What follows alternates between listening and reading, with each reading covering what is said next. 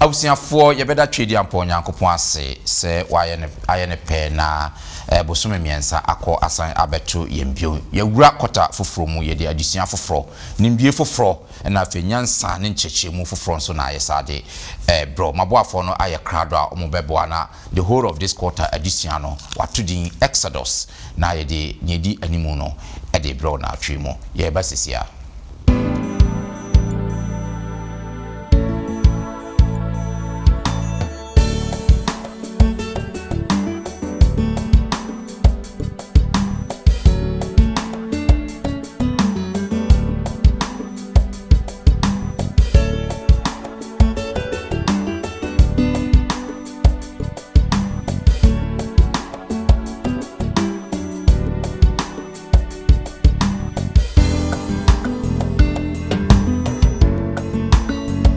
okwanya nyankopon enam nwanwapan so eyi Israel for efri Misraim nkwasum afesu na osuro sade na nkrofo aye bebre no ho aye dinti sade a ye be hye wo mo so Joseph ejina ne gidie su a ye fapimo a enti ye ma Joseph etimi ekoko na ni kan na se mo omu wa munkum me man munkum me man no sa na ewu Mose no so ye ne kosi nsuo ni mu eto no de yankoto na ankunum omande hye abusiafo mu amutie ye ne mu amohwe nyinara ye de enchia soronko adi nam ye ngaji nkopa Yesu Kristo so adi ebre munyinara sara nso na ye be da mu ase soronko kwan so nso se de biara da mu no mafidi edi to London Ghana me nda kwan for Sabbath school na feature semu empensemu bosom miensa akọ aba abetu yembio last week ne de quarter no ediba na wieye yasa hye quarter etoso miensa ewo afi 2025 yemu na addition no de pa ye the whole of this quarter no ye ba behwe Exodus maboafo no beboa na fe yahwe addition ni namu na ne edi animu ayede brew no o say operations the background and the birth of Moses in hyeso ni animu ensem na fe Mose awo me nkotie enwom emfri singe man for homra na fie wi a edi addition no ahyehye so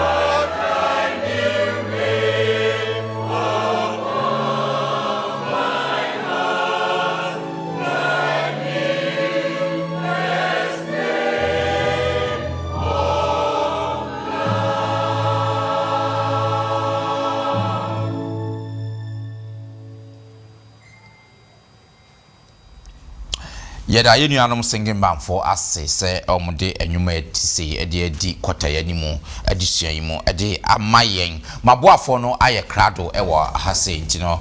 ma memfa saa akonya yi mfa yi ɔmfa nkyerɛ na afei wi a yɛahwɛ adisua ne mu balansa no ma memfa aseda edi kan so anasa de mu ɔden pa mfa ma 3ABN Ghana TV and afi Hope TV Ghana saduma kuyi efa yedwumadie yi edi kyerɛ wiase afana enyinara dwomwa na omoye ya na omso mafa na omde ko wiase afana enyinara na eye ankrankra na omafa TV adwumade ato omso se amanfo sebe ebo nsem enhu hia hu dawuro no omde onyankopɔn asem na ombebo hu dawuro na ekoba na sa ya na ehu sikasam na eden kakra nti ntoboa ya na omde bu amia omfidie mu na etimi masa adwumade yi ekoso yesrew se wutie na wo hwe yen babia wo biara no wo number egu yemfoni na yesrofa na frɛ obi beje wo so na kakra bia obetimi no fa boa sa adwumakoi na onyankopɔn so ebe shraw pi ene na medimani ehwe fidie mu hase na afi maboafo mo beboa na de kwota mu adisua de abro no mayi o macho na afi wi a hye yadisua no medium somfo Bismarck Mensa ene yeho adom mesan ewo Foster Chum eka yeho aze boni Foster yemo kwaba enda wase say last quarter modi mu hye mu this quarter so masamba fidie mu ase se mfa adisua si emfamre yetiefo nyakopon ehwa me ko manima Samuel ababio nso ene eto no beni same yemo akwaba eda mu nyina ase mo ya de pa the whole of last quarter mabwa emadisia no ekoye kama na fe me ko manima John Mensa Thompson so ene eto no beni yemo akwaba Yenia Bismarck great medamase pa se yasa tunsa from sa kotai mo asan aba na fe Ransford ohene basapon ene eto no mana Rans yemo akwaba eda mu nyina ase se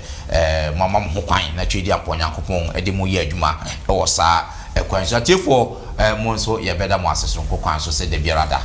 mo fidie da ha ye ne mo yesa adise ene ba bia obi na ahombrase mu si utrase na mema Thompson emo empire emaye ma emo empire yeda wase ade nyina sutumfo na mehwe sopa ene Bible yeda wase se wo de abisua foforo amayen de biara de sanse wo do ye nti wo kaaka ye wo boye kokko na wo twe ya adwen esi wo so se wo ne nyame eni ti no de adesua amayen ni esro ne se nka adesua be ko na wie ye no na wa ma ye nya ye chefa ewum na asem potitro pesa wo de ma wo mba no wodi amayen na yenso yenya akoma emre ene adwen emu da ho ne de tie wasem ye diso na yenhyira amayen beka yenyina ye ho na no kasa enye semu a efri wo ewrade akoma bi a etie so enko asem nkogu akoma paso se na bebetumi aso aba yeda wase se wetie yen yeda wase se aka ye ho ewo Jesus de mu nti amen good. The whole of this quarter abusia for ye no bisia adusua for so adusua no the whole of this quarter na ye behwe Exodus akwa ye say ododo akontu ana say nipa kuo bi omutu afri baabi tu kwan akwa kotena baabi ehu adusua na ye ba be hwe na o hwe the book of Exodus a very popular book ye na yenim say eka Mose enwuma eno ba ye kase the book of Exodus enye book kasa fa Mose ho onyankopon eho asem na the book of Exodus no kan no kwasem say wo hwe okwan a nyankopon enam nwanwakwan so eyi Israelfo efri Misraim nkwasum saa de betwa epokoko no saa experience no kwasem ne say na Israelfo abakosem mu no omunya saa suahunu no bi eda enti ema yenhu onyankopon na yesom no ema yenhu onyankopon no ne su ene ne ban se ne ositie enti sa wo hwe the book of Exodus na akoye say gospel eno so ye no ho gospel ba we no enye gospel according to Mark, Matthew and I say Luke and I say John but we a gospel according to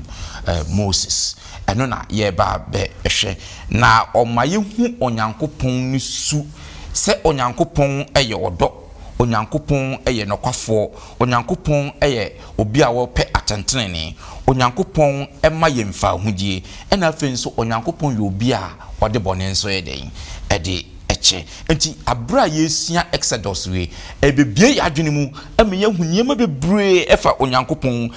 ni suban ene se ne osi etie ankasa na obi be kase na onyankopon ende na otesen oyo onyankopon a oji ye nipa onyankopon a oma ye redemption oma ye freedom oyo onyankopon a ye bibia wode bone che ene oyo onyankopon a abrebia mpo ye ko against no no no de o sa atwene ho abaye nchen oyo onyankopon a abra ye nye faithful ye ndi nokre no one de odi nokre de maye the book of Exodus we eba me ye hu onyankopon ni su ankasa na kwasam ne se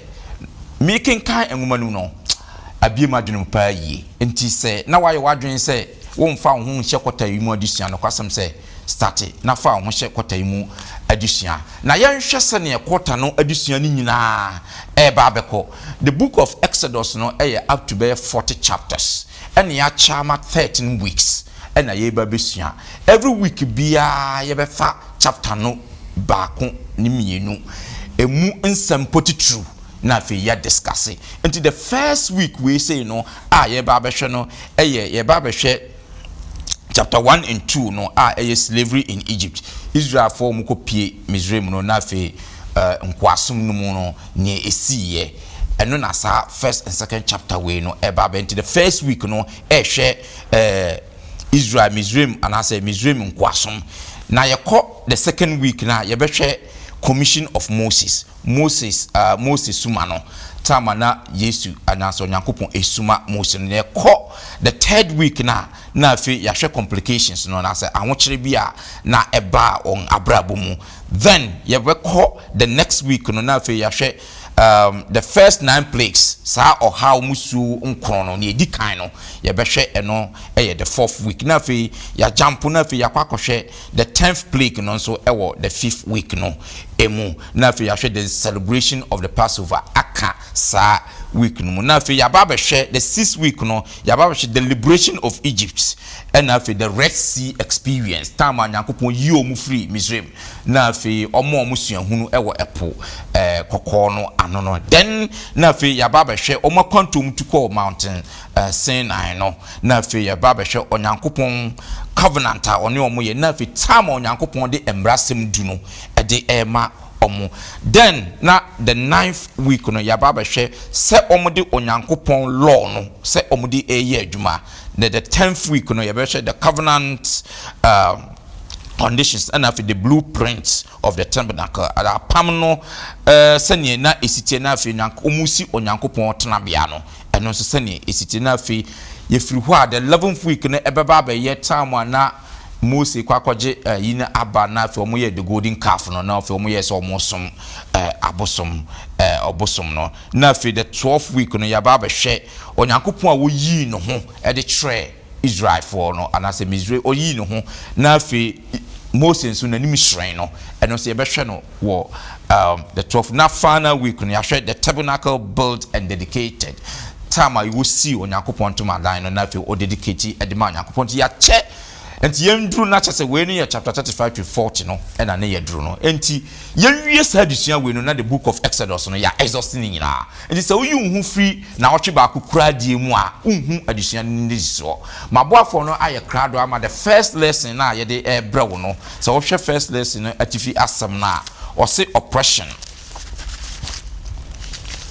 oppression the background and the birth of Moses ye hwe nhyeso ne animu nsem ani Moses awo no ena ye de edi addition animu akan yanka abosam no ye free Exodus chapter 2 verse 23 to 25 nti wa ye krado bia no obetimi akan amayen na dodo ye echi no e ba se Misraim hene iwi na nkwason nti Israel fo no esi epini na osufre na won si pre no kudu nyakopon na onyakopon te won appreciate no o kai na pama one Abraham ne Isaac ne Jacob epam ye no na onyakopon ehwe Israel fo no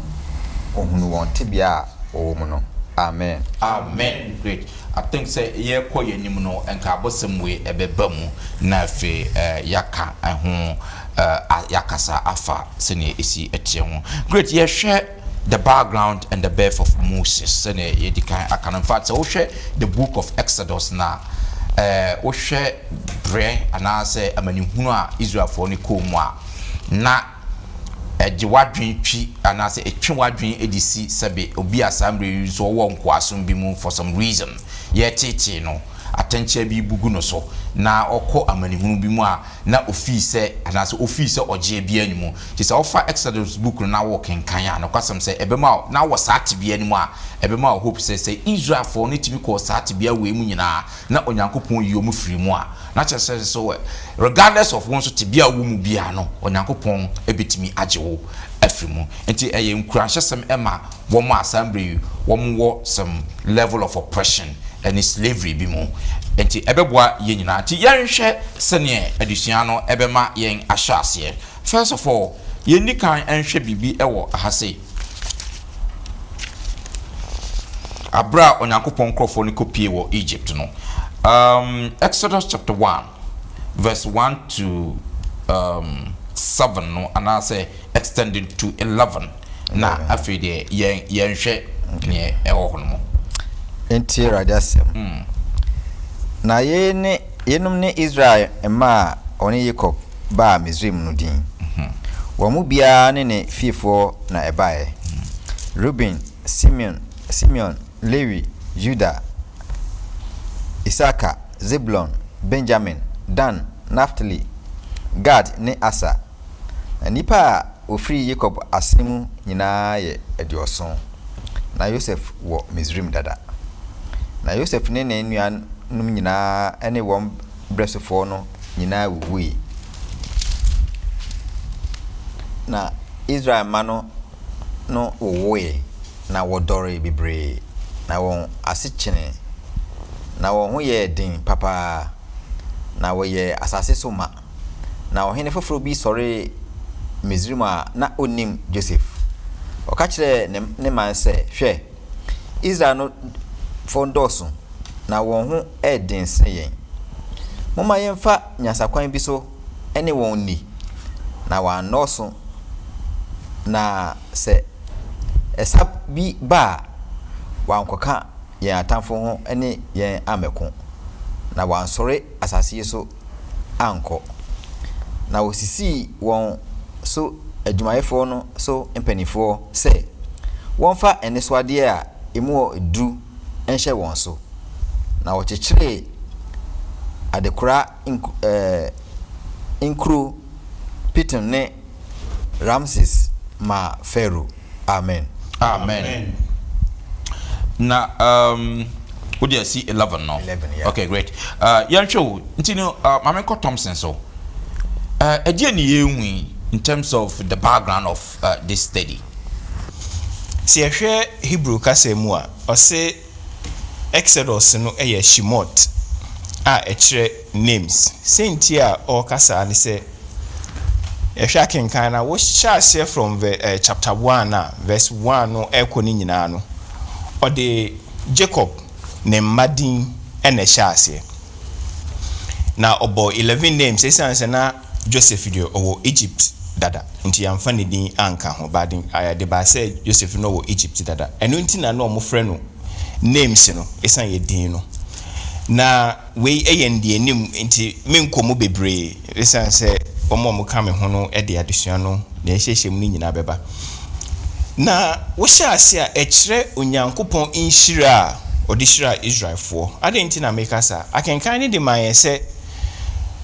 Jacob mbano anase na sefo ni nya no mo ye 70 ena wo mo call Egypt na edu baby no so mo ye fruitful,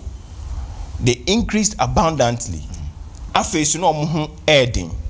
we ema ye hu asema nyame ka kire Adam say be fruitful and multiply. That's right. Israel for no ehye eyesa afesu onyame asema o ka kire Abraham say wasefo ebedore yehu saade no ewa ha eno ti abra wo mu free Misraim akoboshe asase no so no no me 600,000 men nkwadaa kra enka ho nti ekire se womo ewoye edore bebre na upon all this no yese ohini bi baya na onim Joseph misconception kakra ne se eye bi mo ejina so ka se na onim Joseph kra na enye sa na tie esa ne se beye mfato ho a Kwame Nkrumah yamba mbeto Kwame Nkrumah wo Ghana nanso ya twere Kwame Nkrumah ho asem ato ho na onim Joseph a wate literature mu de no wate Joseph ho asem na emom na oni ne nisa relationship na ohene na Joseph da ne daye ne di che oni ne nyaye ne nche o ma Israel for no betina Egypt no nti no ni sa commitment no ema no afesu na osuro se ade na nkrofo aye bebre na omo ho aye din nti sa ade a ye be hye wo mo so na sa nhyeso no ena edidi mu a onyankopon eyi Moses bae ma Moses ebeje wo mo efiri sa nkwasum ni mu na obi a na omo wo nkwasum from the beginning no adesua no ebekwa ebe hu se onyankopon ntemadan ne betena wo mo mfimfin nyame presence no was with them nti nyame ji wo mo firi sa amane ano wo mo ekomu no afa book no so ebekire awade ahodo onyankopon eyeye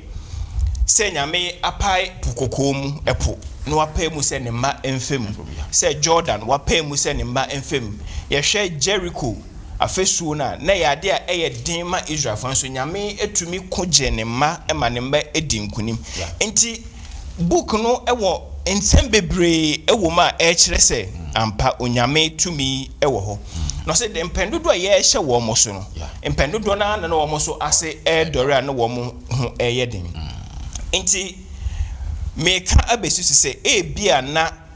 choices bia ye make no ede akọ nkoasom enti Egypt ejina ho ama symbolically no ejina ho ama suppression and I say oppression bia na woda bondage because of addiction say ye insa say ye drugs wakotom ebia choices bia we make ama wakohye nkoasom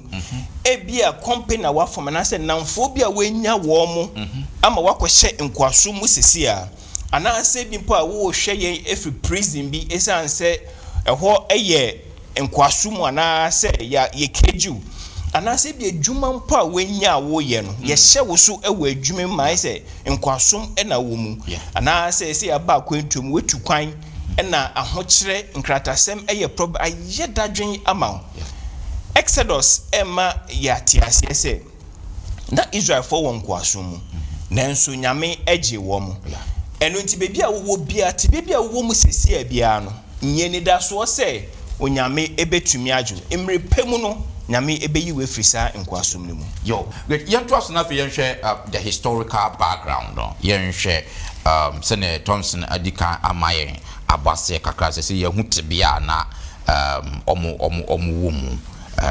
omo adore ewo honomo na fe omo krampo de fe threatened se nkofo yi ometimi kra na ebinum akoya alliance na fe omo abaji ekru afa nti yempo kwa misinian suppression mo nti na it wasn't a good environment like na oppression mo Egypt one. Now yenhwe background kakra so yenhwe Joseph and edi kan kopie ho yen se ne ya Joseph ye ton no na fe kopie ho na kire ekoye. Now yen kan ba bi kakra because we know say Joseph later on became successful maafi ye share ne se obey prime minister krampo ema ehun asem ma ne ene ma ne nuanom nyina be kan ho na akwantu no nyina be we a no fe ombedore wo honom na ye. Now yenhwe ade ma Joseph etimi ye successful ewo Egypt ewo Genesis chapter 37 verse 26 to 28 na fe Genesis chapter 39 no 39 2 and 21 no. And first of all, Genesis 37, 26 to 28. Yanko background no kakra. All right. Na yuda kachire ni nuanom se. Se kum ye nua na esi ni moja so a. Faso ben na ewum. Momra ma yenton no ma esmefo. Moma ye mfa yensa enka no. Efise oye nua ene yen honam. Na ni nuanom tie no na medianfo adwadifo bi na medianfo adwadifo bi besen na ɔtwetwe Joseph yie no firi abura no mu Yeah.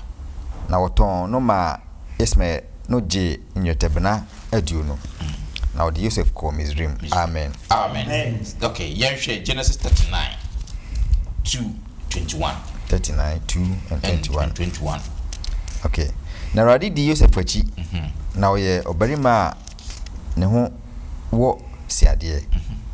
na ɔtena ne wura Misraim ni enu fie. Then 21 no.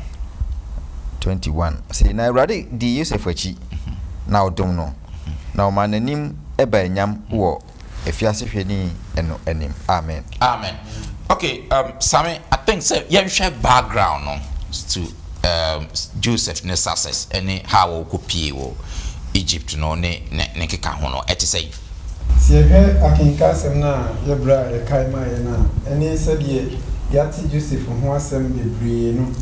ɛnɛ no kakra a yɛpɛ sɛ yɛsa ɛde ɛka ho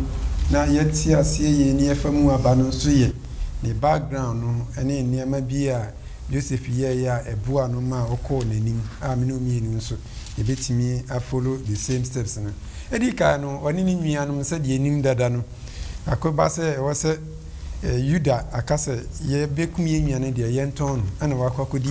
mediumfoɔ ɛhɔ a yɛatɔn no ama wakɔdi obi man so na yɛdɛ koraa na obi a mfanse wayɛ akoa a yɛatɔn no ɔtumi bɛyɛ successful ɛwɔ ne nkoa mu a yɛatɔn no adesua no ɛma yɛte aseɛ sɛ no asa akenka asɛm no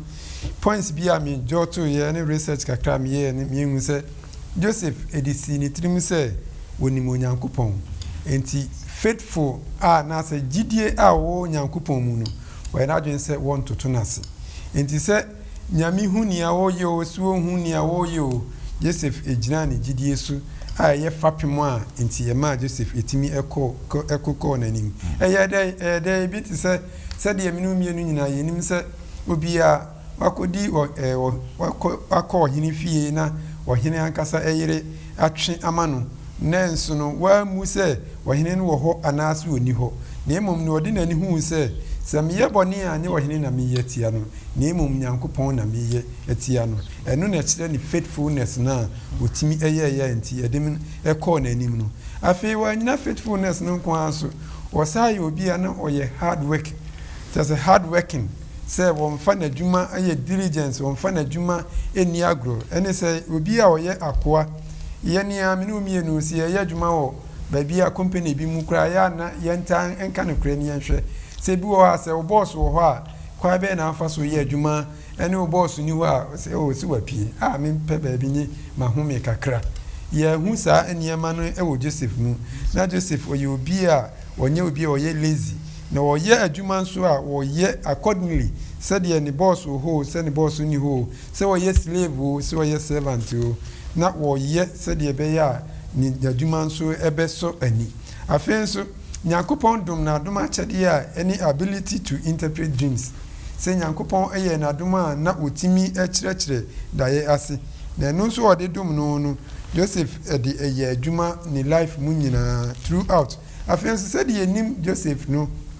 ɔwɔ spirit of forgiveness sɛdeɛ ne nuanom yɛ ne nyinaa akyi no adɔfo no yɛnim story ne dada na yɛne a yɛnim no mmea sɛ yɛmmea me nuanom aka bom ne yɛatɔn me na mmerɛ bi aba abɛduru na Musa ba me hɔ a ɔhene ayɛ me overseer of all the land aduane a ɛwɔ hɔ nyinaa me na mehwɛ so na nka Musa aba nka ne yɛbɛka ne sɛ safi na makatua nso aso a na me nso ɛde mu ɛbrɛ me sɛ me nso me ɛnhwɛ so ntua me ka nanso Joseph ɔse na ɔyɛ obi a ɔwɔ saa spirit of forgiveness no enti wamfa bɔne ɛntwea bɔne ɛka enti no Onyankopɔn nso ɛyɛ Joseph kɛseɛ na deɛ bɛ na mene mmienu yɛsua afiri mu ha mommyɛhwɛ sɛ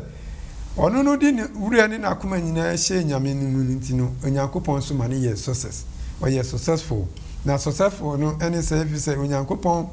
ɛma favor biara no ɔwɔ so ɔde ma no and I'm say one way in Timbia and in Yankopon and the favor no emano. The same way no Yankopon so a guiding throughout Papa Mu Boni Mu when Yankopon a guiding. Nadiana air kwama menu mienu. Joseph abeya foreigner will be man so him for biba amo penasem ebim penasem ahim for biba no more oppressive or much say so many ahim for bear me according to the historical background by. Then so Joseph or didn't who see was obedi no kra no odi no kra kudru ni wo mu saa so na ni oka so obeye na ase onyankopon ani munyam no oto aso yes throughout in the other from near kwama me no mienu say nyame afreye no se nipa ehu ni eyo se nipa ehu ni eyo yen ka se nipa ehu anyankopon hu Joseph di se ni trim se nyame ehu se nipa hu meto akoso aye faithful se nipa hu meto akoso aye me hard aye me adwuma meye masede o se meye na ne nyame de dum no so na aduma chede no aye se o kire da ya se no ne nyame de adum wo no se bibiara nyame de ase wonsa no enkase won kwa na ode ama wo nti wo de ye ama won kwa wo aduma chede nyame de dum no aye se otimi kire da ya se no ni bresem no ode ye adwuma afi spirit of forgiveness no ode ye adwuma nti wa fa niema atwam no ansa be hyeni mu ankase ode boni betua boni ka we ni lesson adofo no me pese me no mienu yesua efri David Joseph Great. Great. Medase say wama that background no. Abusia for yensua ade nso kakra e wo ha say efa Joseph se na Thompson eka ye no. So when Joseph came in now, ohene ana owo honom no ewuye nti gradually na ebinum be succeed ye. Na fe ni dini ya Joseph na fe kopem say the first ohene ana oba ya onu na onim wa onim Joseph no or say your friend no Amos or no it was around 1580 to 1546 before Christ and sana Christ ebebano. Then the next pharaoh no so eba ya no Amenhotep or no so 1533 to 1532 BC or no so eba Joseph achi. Then ono enana o starting ya fear say Israel for we no omo dore ya mfe na ensi forma o mbetimi akoso ama ye no omaba nti o device bibi say yen sha se ne mia wo mo se ne be ya ye be oppressor omo no na afi o mantimi anye de ombeye ono na o decree say yenku Israel for male children no sa ohene na oba ye no Pharaoh no na o decree sa ade no Pharaoh ne daughter ne baba na ye friend no Hatshepsut ono so in 1504 to 1442 before Christ no ono na yes a princess na okofa Moses wonsu no so no na oka se adopt Moses no na ode no koche sa Pharaoh we no ne time sa obayi ne time na Pharaoh na owo no eye Thutmose the third sa Thutmose we na one sa ohima sa princess na omoye co-regent ase enam se ohima ne papa na wu na ono ye oba na ontimi ndi ade ni nti no one sa Thutmose no ene ekoye na omu na moye ehonomo omudi ade na sa Thutmose we one na ye the most popular of all Egyptian pharaohs no. In fact it was in a time and Exodus no started here in a time na sans ni we nyina na on a pharaoh na on because no more from pharaoh omumfa omudin and come pharaoh means king and almost no munim say we are king we are nyame enti no forever enti no they just call them pharaoh ntia for yensua sa adewe ewo ehonomo enti yanto aso na fe yenhwe ni esiye afterwards say yanya background no se ne Joseph ene kopie honomo na fe onini nuanom nyina ekọ honomo na fe yenhwe midwafofo bi nso nsem eba mu anokwasem se yebepese yebekan kakra na fe yahwe eno nso ba bi efri bae but yenhwe no wo Exodus chapter 1 can 15 no to 21. Exodus chapter 1 start from 15 to 21. All right. Na mezio hene ka kire Hebrew awogifo wa mu ba ku din de Sifra. na ɔbaako din de Poa no sɛ mokɔgye Hebrew ma awoɔ na awoyɛ hɔ mohunu sɛ ɔyɛ barima a monku no na sɛ ɔyɛ ɔbaa deɛ a moma no ntena ase na ɔgyefoɔ no suro Onyankopɔn nti wanyɛ sɛnea Misraimhene ɛka kyerɛ wɔn na mmom ɔgye mmarima no nkwa na Misraimhene frɛ ɔgyefoɔ no bisaa wɔn sɛ adɛn nti na moyɛ saa na moma mmarima no ɛtena ase na ɔgyefoɔ no ebua Faro sɛ Hebrew ma ɛnte sɛ Misraimfoɔ ɛma ɛfiri sɛ wɔn deɛ ɔyɛ primprim awogyeɛ no enya enru wɔn nkyɛn no na wawo deda enti Onyankopɔn ne awogyefoɔ no edi no yie na nkurɔfoɔ no ɛdɔso a na wɔyɛ din yie na esan sɛ awogyefoɔ no esuro Onyankopɔn ti ɔma wɔn afie mu ɛyɛ yie amen great nti ye no yɛbɛkasa midwives ɛno na awogyefoɔ no great na yɛnhwɛ o ɛno nso ɛbaa mu sɛn am say operations na mu ana sɛ de odi kankan no Pharaohs na ba na enti ehu sɛ bibia nsi kwa na me kenkan me hu sɛ ne linke with to Jesus Christ awo sɛ ɛwo no na Herod etata no omu didi sie ni ade the same thing that happened in Moses because Jesus Christ no beje ne man afi on boni saa so na Moses nso beje ne man afi nkwaso saa pepepe enti ema no say oppressions no ne their prosperity no and God's blessings no it ne pose threat ema saa Pharaoh no to ka kire say de kenkan ye na say mo wa munkum mema no munkum mema no saa enti de ma no if a strategy say no almost anya say strategy kekere on fire but no so Onyankopon okay because omo nim say na Onyankopon oti enti omo ohene no strategy no efiri ye no then o ka che omo say ne omo ku ye wo bia omo fam koto Nile so Nile no omo friend no Osiri or something like that yeah enti na afei so no Israel for no position kutom na yajeje ana ema Egypt for no occupy sa positions no enti na ma operations no mu ayede enti bra ema no eyesa no ema Onyankopɔn inshira so ekoso na de emfato ho anase de benya film ni se obi biara o pese o press Onyankopɔn nkrofo no intimi ne entiyida yes san say ohene no pese obe ta Onyankopɔn nkrofo but the more oye no the more na inshira so eba ana midwives no so e play a significant role boama Moses enya ne wodidi a ma se Onyankopɔn nkrofo so ebe free Egypt bae tense omo ama ohene no ehunhuna no omo nsuru atomo suru Onyankopɔn rada ema bibia Onyankopɔn eye pese ba mu no ebe mu yenso ye wo haw bibre Onyankopɔn ade na sema man se enso yenya agefo ma ewiase o haw biara ba yenso no ensese yesuru amane bi ye fam no ensese ye hwa amane no emu yenhwe se Onyankopɔn no ewo tumi Onyankopɔn no ewo ahoden Onyankopɔn nim ne nti a ye fam na wo kwan a yebetimi afrim amen me da say abusiafo na maboafo no echeche musa no story no ye brutal ye nto asa fe na ye kohwe Moses ye bewu Moses no ye nhwe de esiye hwe Exodus chapter 2 verse 1 to 10 ye nhwe Moses awo no na ye nhwe sene Onyankopɔn providence eba wo Moses awo no mankasa 1 to 10 no say na barima bi a ofi Lewi fie koware Lewi baba bi na oba no enyinsane na oba barima na ohunu se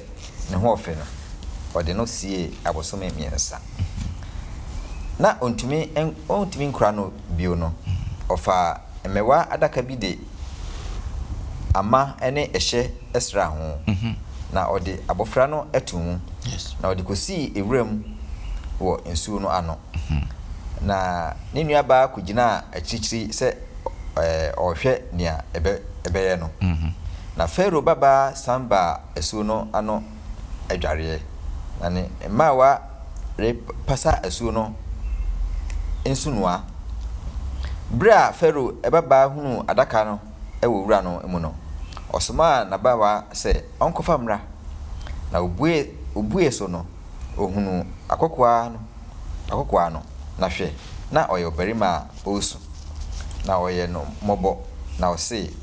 Hebrewfo ema no binie ena ne nua ba no kache Pharaoh baba no se menko frɛ Hebrew ma ema no mu nofu mafo bi emre no na omema akokwa no nufuo ema no ana na Pharaoh baba no kache no se ko na baba no ko ekofrɛ abofra no na obae na Pharaoh baba no kache no se fa abofra yi ko ekoma no nufuo mame na metua oka na oba no efa abofra no koma na nufuo na abofra no nyini na ode no ekoma Pharaoh baba no na ode odane ne ba na otunidin Mose efise ose nsu mu na meyi no efri amen good mamen ko Ransford so hwe Moses na wo no te say yede nyina ho ase na Nyankopɔn so ase adusua ode moye oni anika sem bi wo Mose awo ni ma mgidi se mpanyifo nyina adika aka ho ase na ba kwa mede ka ho ne se hwe adusua no Yesu no ose edu ba bi no na Hebrewfo ma merma no ohene hyema yekotu wo mu kune na nsuo nim ti sa aforebo na ewo Mose no so ye ne kosi nsuo nim eto no de yankoto na ankunum ye ku afoforo wo mu no eho na ye de no kosie na anika sem ne se megidi se Nyankopɔn wo kwan won waso bi a wo ye hyehyɛ ma bibia enti wo hwe a ye ku amanfo ye nku no ye tu amanfo akuni nsuo mu de na kosi nsuo no so oho enti ye kyese Nyankopɔn wo hyehyɛ so nkoma ye nyina emfa ho ne ba bia wo bia no eno ma mu ye den se den na Nyankopɔn ewo nkofo de omo to no so wo ye hyehyɛ den e ma wo ebi Mose awo anika sem ne se hwe ohene baba no okoy no ko hu ye na I'm sure pa say ni nwa ne hyemra no so wo bi oti ase ade kwenti ye hyemra no na so hu Mose no trust me say ohun no mobo that is show say Nyankopɔn ehyehyɛ no he make sure say at the right time things fall into place for people enti ka oba no hu no ko be say me yakuno na so nya hu mobro e man na ni ka say me say emfie edu mienu edi animu no Mose nyakwanya etena ne maame ene ne papa nche ma wotete no se wo hwe Mose na wo na ditu Yesu Kristo awo no because similarities no doors pa se wo hwe a yewu Mose no na mra wo se yenkum ma ni nyina yewu Yesu Herod she mra say yenkum ma ya wo mo 2 years and below ni nyina so hu say ma yehu say abiri biara Nyankopɔn eye nhyehyɛ ma ne ma se obagi enfi boni bi ma na te bia bi mu na suban bi mu no na obonsam so afa kwania saso so on pese oka yen ehye saati bia nim eni nti migidi se Mose awo no Nyankopɔn be se yehu se ye de woto ne so de a owon hyehyɛ epa ema yen pa be ye fi how muso nyina mu ebio Mose spended 12 years e won maame mu nchen na wotete no ema ne du mpamenso bia fi hu se yes ye du menya nimdeɛ metimi de aye de abobra na mi hwa no ade ba ko ba mitimi se ye ya awofo mbu ni enche be ya awofo no ehu hia pa se ye wo ye ma na the early stages so ye say adaje e wo ye ma no ho ne etete wo mu if you say because any formative years the when omu sua de when omu enya ntiase when omu hu nipa ban a omu eye nti wo say owie no efie du me ne chode no ko ma Pharaoh baba no na otunidi Mose fi say yini free so but me gini say Mose abrabo a oboye efiri bra ye wo no ko du efie du me no ne du me no na chi obeye ko betima baye Pharaoh no abrabo a ye de tete no e ya abrabo a ema no huru bibi a ofiri pote sa na se yeso ye Christopher ye sa daje e wo ye ma ho emfa ho ne ti bia bia otoda ebi ekrom ha ewe emra ne nyoma bi ho to da na ma ye matete na aye chinchirinche aye dendende na so Nyankopon hwe se enam se ye de enwa to no so nti obeye provisions amaye ya ye betimi atete ye ma ewo nyame suro mu na omo so abehu nyame aye som no na omo so abe project nyame aye suro no ama afoforo ehu na de twa to no se ese ye yankasa ye watches over ourselves. That's right. Mose nyaba no de ma di Mose eto a kentem kosi so do se na de nyaba no gina ho hwe yeso so sa na se ye we ye nuanom ese da e be ya komenti pa se ubeyi wani ama onye yetimi ba sorry na watchi ba hu obi na empusu kra so be frɛ no Yakupon we se yeso so ye hwe ye nuanom so to da bia unya wo amane bi de be bebre mu ho ba sorry a na watchi mu nya obi akwa mane kasa no ho to da obu ha o hia adwuma pa wa sorry mu to da obu ha obi a o hia bibi sa brenim the say chese yeso ye watches for our brothers hono bit oh we nyame hu wache na wache mi nte o kan ho ye eno na ma we hu nyame su a ye de yeso enti Mose awo de mi gidi se ye de tutu e Christopher su eni Christo a ye age nkwa no ho a similarities wo mbebra e betimi apadi ho do piwom na ye de aboye mbra e wo wiase amen me da se pa se wa ye ne sa e de my no kasen so share like that tangent at nintete no se ne yesa de koma ne maame utumi se o ma Hebrew niema no konimu at that early stage no so mbeka last quarter Shadrach, Meshach, Abednego wo hwe edini ye hu se eye Babylon for na de to omo enyo omo ru enim so wo hwe omo ru enim a Nyankopon din bi na omo ma me no de atoto omo e kire se omusa no they also had that kind of training and to jina omutibi jina ye no wasn't a dana wo efrintitia omo maame no de mo ahyase ene mo omutibi jina na mukedine nti wo hwa Moses nso saade na onya ye ne ye ntitia ne maame de man in those early formative years no and I like that aspect of that you know before say Moses be toddler no kra no hwe kwan a ne maame no enya bold say no abofra de went to netwe because there was a decree say to netwe yes na say be hu kra so ofie kra na wo phone kra po are the kind of passion and then boldness I would say no went to netwe but me try say me save you akole yes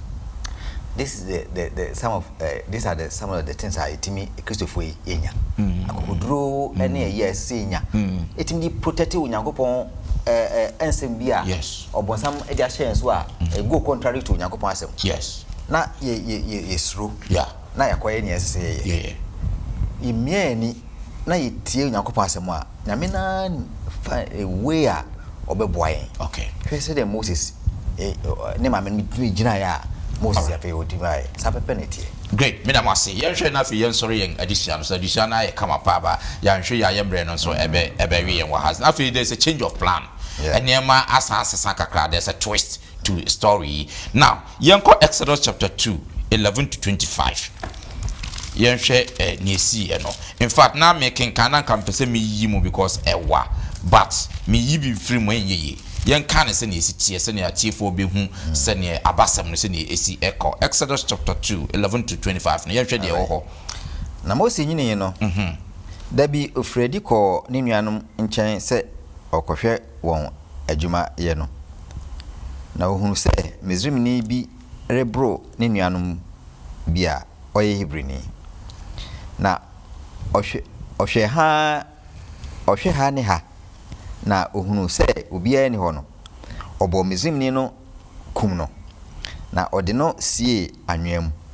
na adeɛ kyee no ofredi na hwɛ na Hebrewfoɔ banu eko na obisa nea odifo no sɛ adan nti na obro oyonko na obua sɛ hwan na ɔde usi yen so otitire ne osenifo opese ukume sɛnea ukum Misrini no ana na Moses ruyi na ɔse ampa asɛm no apue na Pharaoh ti asɛm no anka ɔhwɛ Moses akuno nanso Moses dwane free nanim kɔtena Midian asase so ɛwɔ subra bi ho enso na Midian sofo Ruel ɛwɔ emamawa baason na ɔba beto nso ɛde hyehyɛ adaseɛ ɛno ama sɛ ɔde ma wɔn agya nnwan anom na nnwanfoɔ no bi ɛba bɛpam wɔn na Mose sɔre boaa wɔn na ma wɔn nnwan no ɛnomyɛ na ɔbaa wɔn agya Reuel nkyɛn no obisaa wɔn sɛ ɛyɛ dɛn na ɛnɛ deɛ moaba ntɛm sei na obuaa sɛ Misraimni bi na ɔgye yɛn efiri nnwanhwɛfoɔ no nsɛm na ɔtoo nsuo mpo emae na ɔmaa nnwan no ɛnomyɛ na obisaa ne mamaa no sɛ na ɔwɔ he ade nti na mogyaa ɔbarima no hɔ monkɔfrɛ no na ɔmɛdidi na Mose penee sɛ ɔne Midian sɔfoɔ no ɛbɛtena na ɔde ne babaa Zipora ɛma Mose awareɛ na ɔwoo ɔbabani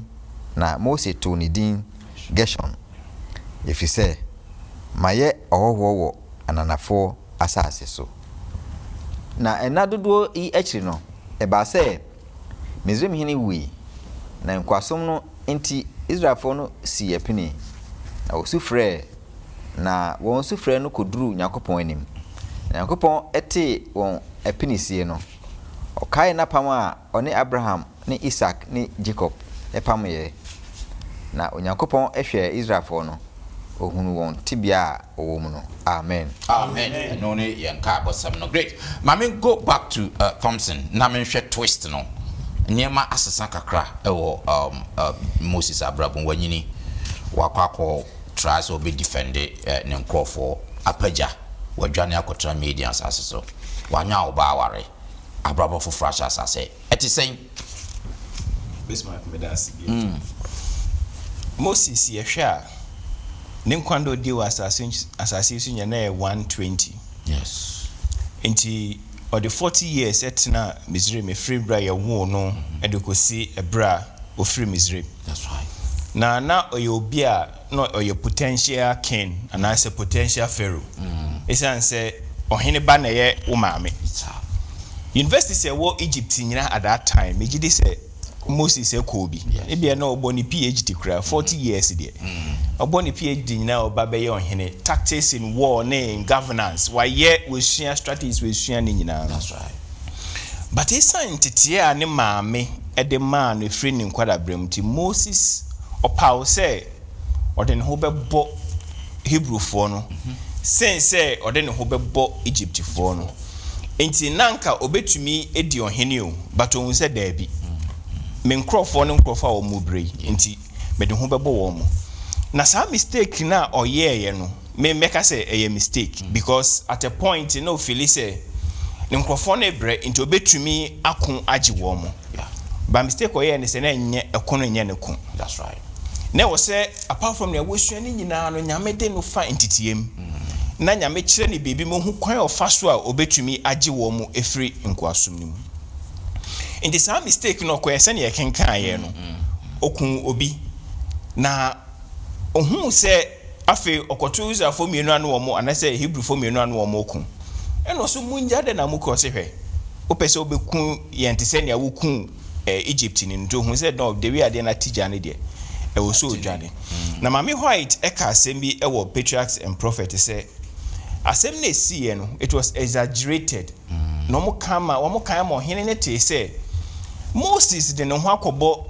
Jewfo na say Hebrewfo no esan say no wo mo ho odin na wo mo dɔɔso ne nti no hene susuro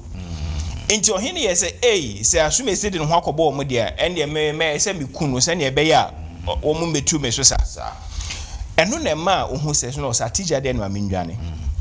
odwane comedian asase so ode ne ho kɔbɔ okonya ayere eware Zipora se na ya kan no ekosum Jethro oye Zipora ekunu papa na after 40 years okodi 40 years when you say obi ote palace ote ahimfie a wakosre so kwakoye shepherd na nyame ate Israel fonne na nyame ate se ne ma ewa ahukyire mu enti Joseph na wo mu nyina mapao no wo se me de ne kɔ no kokosua kwan ofa so a ode okoyi Israel fo no mbefa sre so esan sɛ wo ne mboa nam srɛ so a ɛden indi sɛ wo ne nipa so akɔfa srɛ so ɛno so adipa dɔm bebrebe yɛ obia ne problem ɛhɔ na ɔkɔɔ ne training na yɛhwɛ the last 40 years na yɛ time ɔde twerɛ the books no ɛne ɔde yi Israelfoɔ ne free Misraim ɛkɔɔ bɔhyɛ asase so then na yɛkan ebia me yɛka story ni nyinaa ɛyɛ na mpɛsɛ me relate ɛba form sɛ ne ɛbɛyɛ a obi betumi nya bibi efiri mu a change of plans ebia mistake bi a obi yɛɛyɛ no ama ne daakye nyinaa asesa school boy a wo school sebio mistake bi a wo yɛɛyɛ akɔnyim obi na wo toa wo school so ana sɛ wo kɔhwɛ ana sɛ ɔbaa no ai sɛ wabrabɔ esa sa mistake ni nti wo adesua aiden apem ebia aware bia wo kɔ ware yɛ no ama saa anamona wotu yɛ no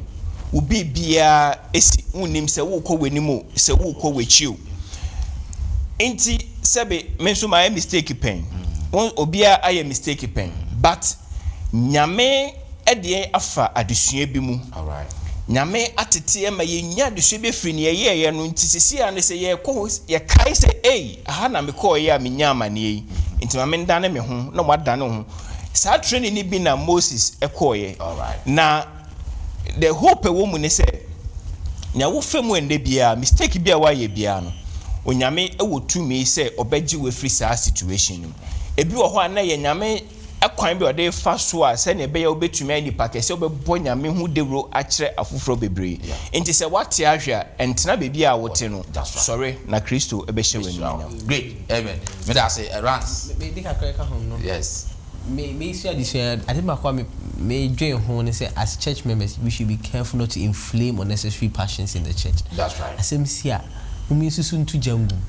mumi ehwe ye nsem a yeka sa asem bi si a to da ebetimi ama asem na asem kakraka so na ya asem a ebetimi aka ne ketwa bi Moses adusua mi hu se nsem a mututu gum no ne no no to no osoro dada ana obi sa ko kan nsem gum na hunya ne kra no enti buhia Moses firi ho no abufo ni nyina sa ko Israelfo no so abranka Israel ni nko wan kan sa ana o kan kwan foforo so a ebi anka asem no ebeye asem kan enti yehwe ye to da se ne yedi ani hu asem no ebia na ente sa yehwe ye pa ye no kasa ya ye kan fa asem ho no to da iti mi de asem no mani hu abro se de tie same mamenti kakra me de so de ni nyina ba wie ne se nyame se yem tonkoso enye nokwadifo that's right na ekwa bia Satan de be fa so bia Yakupon ebidi include amen now another twist and so on says sometimes redirection will be to me also say this is my plan we know some year you know some year mistake no may not necessarily be a bad one but a redirection a change of plan now be a yes and a direction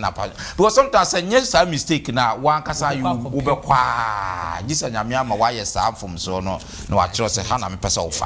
ofa hon so abun se na e na akwanya no e want sometimes no as human beings yanto yabuni enhwe nyame kakra na ena se na rans car no yentutum biebie ya no nso kakra ye kasa no so to edoso ono ane yonku Hebrew ni o ena okaka se office obekumi na oh yeah na isi ehun yo menye wadwen si ehun I mean it's not necessary na fe ekoma sanima we na ba you know sometimes we have to be very careful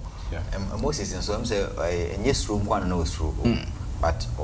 bomba is ready otherwise I can't even say ready didn't a year to Medina. It's be sad to ya ma go despair, but rather no, young farmer ready. And farmer ready. One casana boy. Great. Now, what boy? Yes.